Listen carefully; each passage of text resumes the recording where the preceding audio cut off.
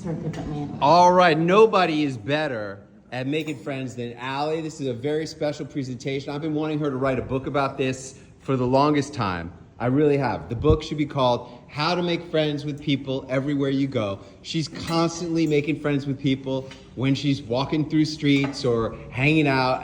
Everywhere we go, she's making friends.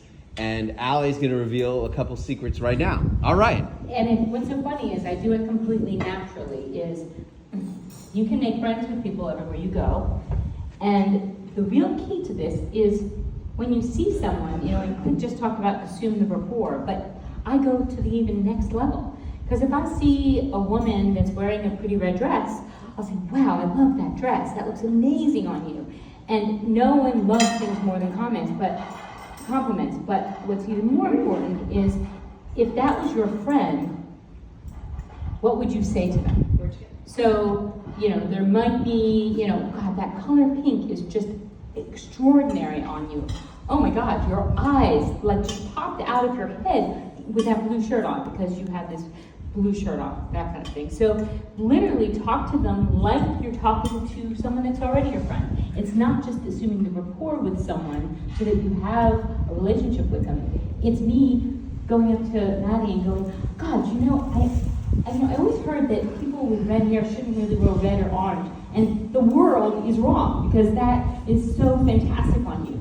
And so it's not always working with compliments. It could also be working with everyday situations. I was in Paris and I looked at all the people behind the bar and they were just not even paying attention to me. And I had always heard, people in Paris, they just act like they don't even understand you. Like I would get into a taxi cab and I would mention the address I was going to and they act like they couldn't understand it. And even when I showed it to them on their paper, they're looking at me like I'm crazy. So instead of talking to the people behind the bar when I was in Paris, I looked to another person that was sitting on a bar stool and I said, do you know where the restrooms are? And we struck up a conversation. She goes, yes. She goes, but there's a huge line.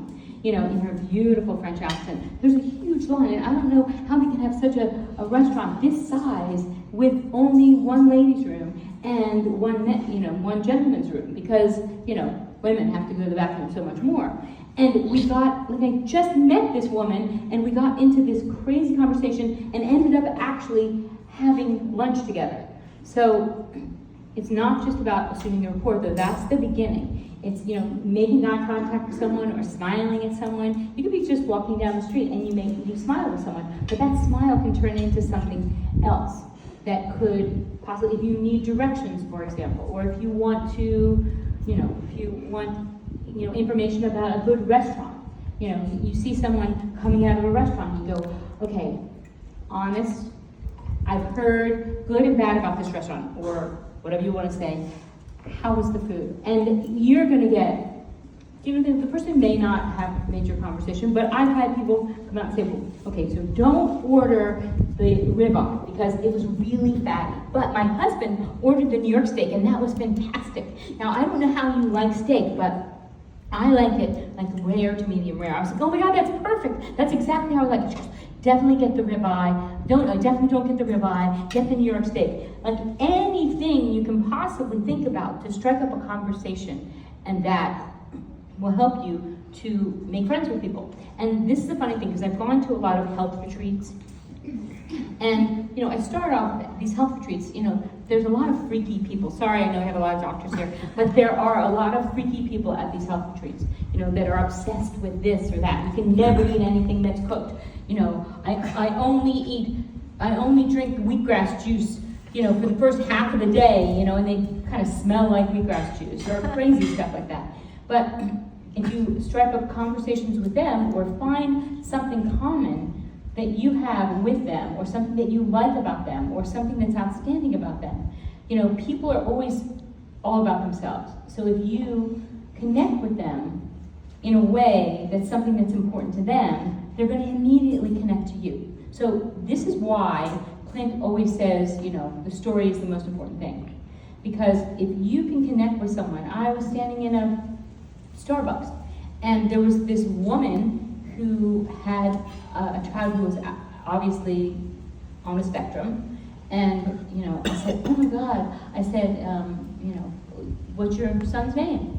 She goes, oh, I'm sorry if he's bothering you. He's, this or that. And she's giving me the details of exactly what his deficiency was or his issue was. And I said, oh my God, my girlfriend has a daughter, and she's, one of the founders of this volunteer organization in Los Angeles that is doing this. And she goes, oh my God, she goes, I'm new to Los Angeles, and I just have no one to connect with. And I called my girlfriend while I'm in the coffee line and got her on the, started saying this, I'm like, I know this is the craziest thing, but you'll understand this from me, is I'm standing in line with a woman, and her son, has some of the same issues your daughter has, and she really has no one to connect to. She goes, put her on the phone. I put her on the phone. They're having this conversation. We get our coffees. We sit down and are having coffees. The little boy took a liking to me and was like playing with my face and everything. And this woman quickly became my friend. So ironically, her husband was a huge executive at one of the major studios, and that's why they moved to town. And so you never know where it's going to take you. And honestly, from the heart, I don't really do this because it's going to take me somewhere, but quite often you make a connection, and there's a reason why you made that connection. Maybe you can help them, or they can help you, or maybe it's just a new fast friend that you've made, or just you brighten someone's day. All right.